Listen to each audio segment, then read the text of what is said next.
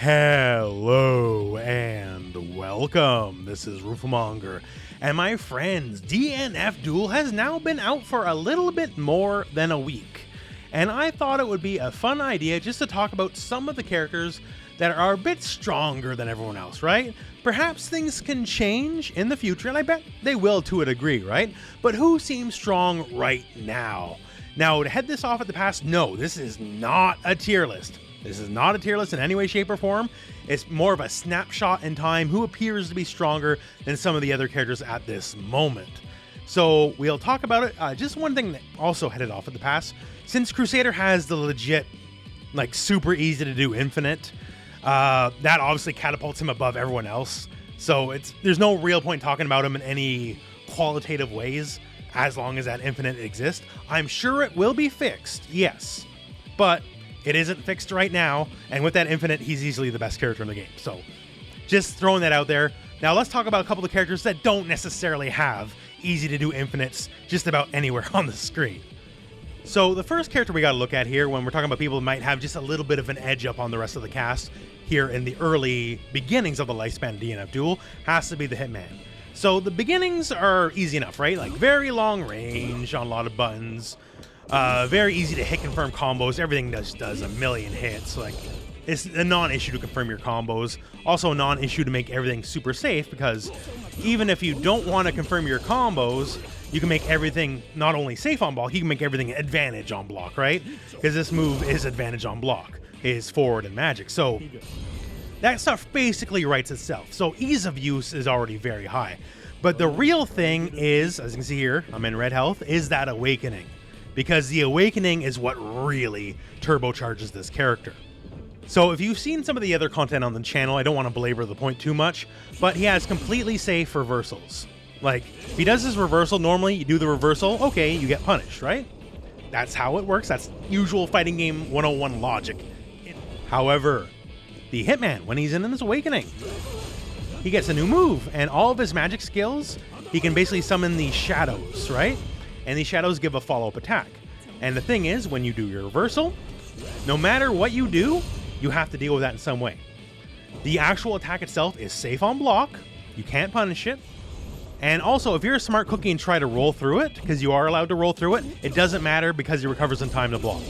So, for the most part, it's safe. There are a couple things you can do. Characters with counter specials, specifically Lost Warrior and the Grappler, they can counter through it. And some people, they can't necessarily punish the awakening part of it, but they have spacing and set up to punish the actual reversal. So there's not zero counterplay, but it's harder to come by. Let's put it that way, right? And if it was just that alone, that would be good. That would be great, right? Okay, if I'm low health, I can mostly just spam reversals now with impunity, right? Which is a very strong tactic, to be sure. But it's also the comeback factor. Simply put, if I'm in the state where I'm just going to mash reversal anyways and go for the awakening follow-up, if I get you, like, it's some big bad news for you. So once again here, like, I'm just going to spam this, right? It's mostly zero consequence for me to do. It's safe. I'm not risking anything by doing it. That's the big thing. I'm not risking anything by doing it. And normally, if I do a reversal, well, actually, Striker's a bad example, I guess, because she can do a lot of dumb stuff off her reversals, right?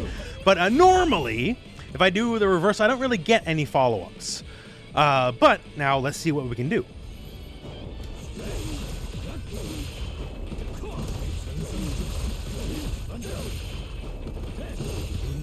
This is an impossibly basic example, right? As basic get, but I just did my reversal, did a baby combo follow-up, and in the end, I'm still going to be rewarded with just shy of 500 damage, right? Considering 1,000 is baseline, it's technically half-life, and actually most of the cast doesn't even have a 1,000 life at all, so it's a little more than half-life, right? So a half-life reward for spamming reversal you can't do anything about, pretty big. And that's just in that case. What if I actually hit you with a proper combo?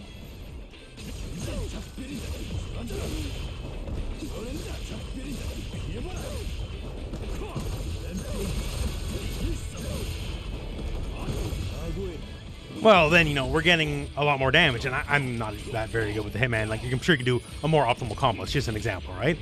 But yeah, so his comeback potential is absolutely jacked. So if you're at 30% and the other person's at like 70%, it's basically an even match is what I'm trying to say. Yes, any character with, a super has more damage potential. Sure, yes, absolutely. But the fact that he basically just doesn't have to work for it. Like, he can just play the same game he always did, and if he gets a hit, then he'll get more damage thanks to the Awakening passive and the new skill he gets from it. But the fact that he can just hide behind it, right? I can just spam reversals, and there's very little the average character can do about it, is part of the reason why I think he's such a strong character, is that he's basically the comeback mechanic character. When he gets low health, that's for him when the match has finally just started. Like, legitimately, as the game progresses, I guess we'll see, but he might be a character where, like, it might be worth dropping your combo on purpose so he doesn't get into the red health, right? Your next hit would probably kill anyways, so just don't give him the extra sauce to work with. That is why I think Hitman is a bit stronger than everyone else right now. Next character I'd like to talk about is the Striker. So she's like, I guess you could say the standard rushdown character, but holy hell, what a rushdown character she is. Like, even off basic stuff, like, has the dive kick, right? And dive kick, overhead, low. That's basic, but you can also do stuff like, double overhead into low, and like, all that kind of stuff just gets really tricky. Now, I did mention at the beginning of the video, I sort of disqualified Crusader talk just because of the infinite, and I know someone will say, well, doesn't Striker have the infinite? Well, one, no, it's not an actual infinite.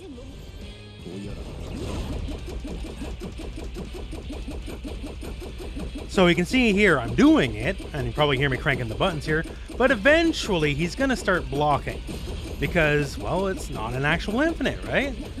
As you can see right there. So at this point, he could guard cancel out or whatever. So it sucks. Sure, it should be taken out of the game, absolutely. As far as I know, it only works on Ghostblade and Swift Master, and only under the most particular of circumstances. So it's not an easy game breaker like the Crusaders is. Okay, so now that out of the way, why is Striker strong? Well, outside of the usual, she can just smother you. She has reverse beat, which is very strong in any fighting game it's in. She can also use reverse beat to basically guard break you. Despite the fact that it's supposed to be the Vanguard's gimmick that he can guard break you, the Striker is actually the best character in the game at it. And that's part of the reason why she's so strong. You have to use guard cancels against this character. It's basically not optional. So we have the Hitman here. Hitman is set to block everything, and as soon as there's a gap, he's going to mash reversal through it. But the thing is, I'm never going to give him a gap to mash through.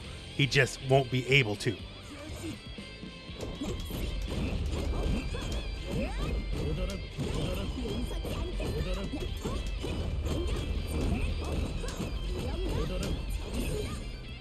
And hey, there you go, right? That seems pretty good.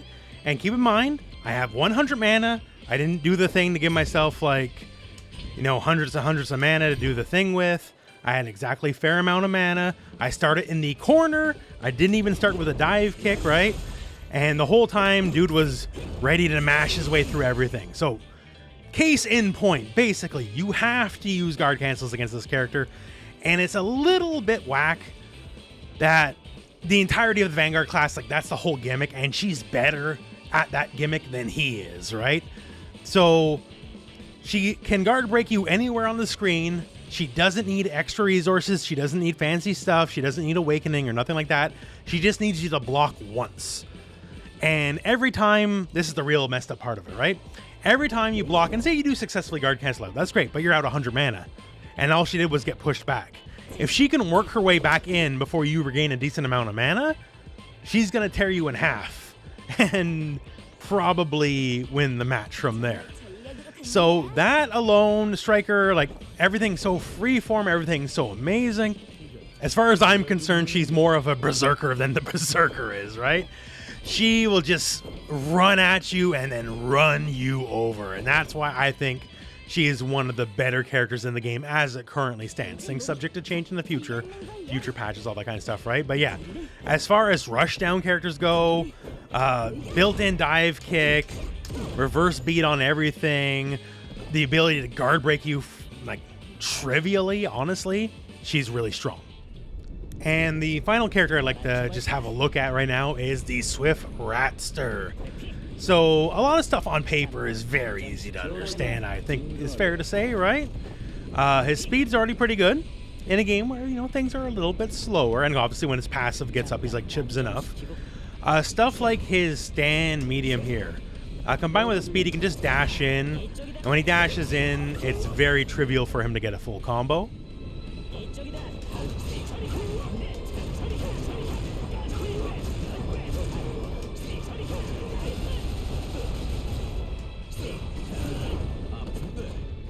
So, basic example there. I'm sure it can be much more optimal, right? I'm not a Swiftmaster main myself.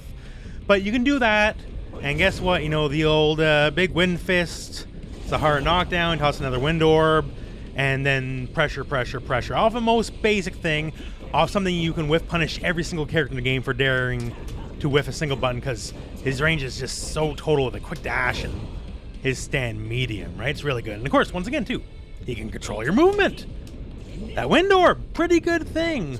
Characters generally want to move the way they want to move, not the way you want them to move. So being able to control their movement also is a pretty strong trait.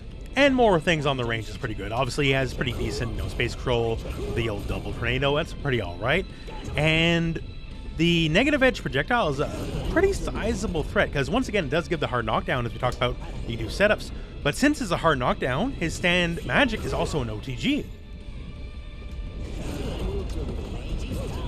So if you manage to hit someone with it raw, you can actually get a little bit of a combo thanks to the OTG. And now here's the fun part. So if you have the passive, you're probably well aware, his speed, well, it gets boosted significantly. And with that extra speed, you can actually start looping that stuff.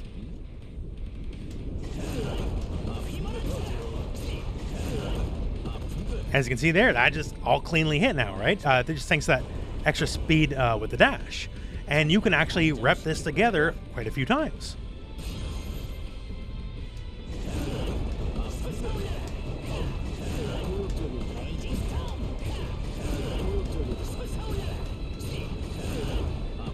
And so on and so forth, as you can see, right? So his passive on paper just says more speed, but in a lot of situations it's also going to lead to a lot more damage. That's really good for him. In that example, I think you can get a couple more reps, and you can also probably end super somehow too. So it's pretty ridiculous, right? Like, that's what I'm trying to say. It's pretty ridiculous. Like, this character is indeed tied for the lowest health in the game, yes, but for very good reason, because this character can play the game in a way a lot of other characters can. Once again, here, just be able to just quick dash button is like almost like half screen normals in a way, just because they're so synergistic with each other. His obviously like control the screen's really good. His ability to manipulate the screen and manipulate you is really good. The fact that he's like semi-immune to projectiles, a lot of projectiles just cannot get past the windshield, at least until the windshield's all the way used up, right? Means he can charge forward with impunity against a lot of the cast. Also helps that windshield is a very strong hit, which is also an OTG if you want to burn it, right? So that's good too. Basically, other than health, there's no aspect of the game this character doesn't excel at, and that's why, in my opinion, he's definitely one of the better characters in the game. So that's just some of the ideas I have right now on who's strong in DnF Duel right now. Once again, absolutely, this is no way, shape, or form a tier list, so please do not take it as that. Even though I've said it at the beginning of this video, I'm saying it right now, and there's still going to be a bunch of comments, people taking it exactly like that. So that's life, I guess, right? But yeah, so I think a lot of the cast is pretty good. I do think some people are maybe not as good. Like the poor old Vanguard, I can definitely tell is just not as good as everyone else, right? He's playing a much more honest game in this game, and as far as I can tell, as far as I've been learning, honesty has no place in DnF Duel. This game is two people knife fighting in the back of an alley, so he's probably a bit on the weaker end of things. And Grappler, yes, even though he absolutely craps out damage, you know, he's slow, he's got the weakest buttons in the game, no range, right? So even though when he hits you, it hits like a truck, but the fact is he still has to get near you to begin with, right? Other characters like Enchantress, it's too early to tell. She's easily far and away the least popular character in the game because puppets are hard and not many people want to play them, right?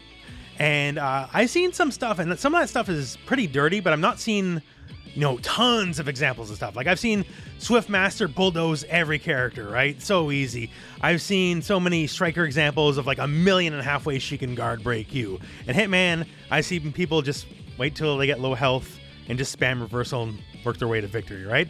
So these guys are just a lot more obviously stronger than some of the rest to me, but that's my opinion, and I would absolutely love to hear your guys' opinion on the matter. So post it on the comments below if you would, and otherwise, well, I guess we're at the end of the video, so thank you very much for watching. Hope this video has found you well, and go out and play some DnF Duel.